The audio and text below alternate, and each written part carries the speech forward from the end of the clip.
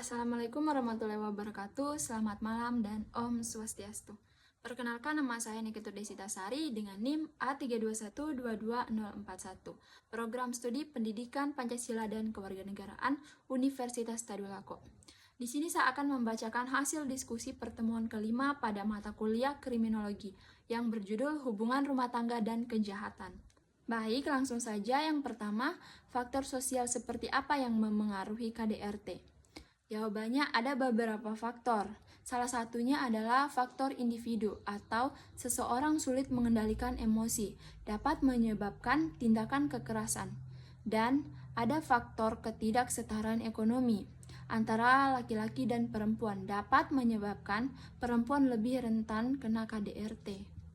Yang kedua, apakah ada regulasi khusus yang mengatur tentang pelanggaran perlindungan pembantu rumah tangga?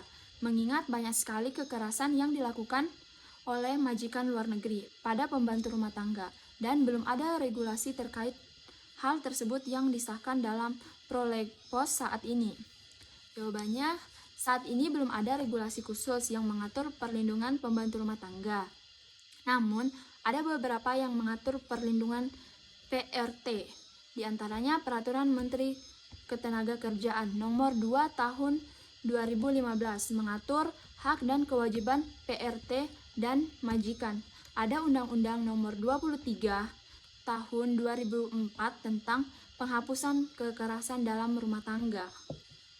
Yang ketiga, bagaimana dinamika dalam rumah tangga dapat memengaruhi kecenderungan individu untuk terlibat dalam kejahatan? Jawabannya yang pertama, pola asuh otoriter atau permisif. Yang kedua, kekerasan dalam rumah tangga. Yang ketiga, kurangnya komunikasi dalam keluarga sehingga mereka mencari perhatian atau agresif. Yang keempat, kurangnya kasih sayang.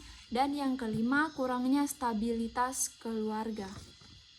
Yang keempat, apakah hukum di Indonesia cukup melindungi pasangan yang menikah dengan warga negara asing dari kekerasan dalam rumah tangga, dan bagaimana prosedur hukum untuk melaporkan kasus kekerasan dalam situasi tersebut?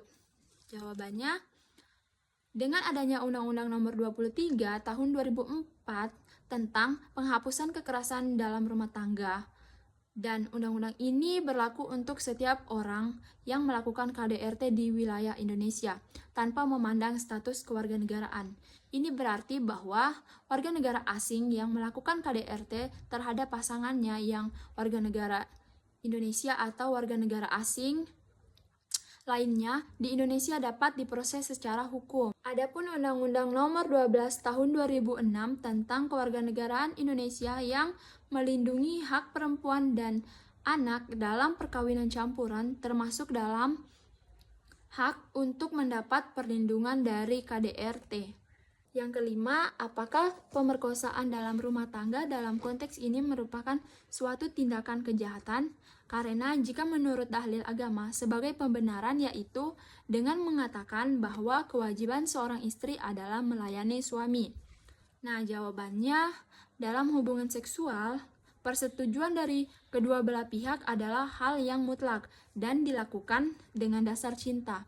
Apabila tanpa persetujuan hubungan tersebut, maka akan menjadi tindakan kejahatan, dan tidak ada agama yang membenarkan pemerkosaan atau kekerasan. Yang keenam, bagaimana faktor psikologis memengaruhi KDRT sehingga menyebabkan kejahatan?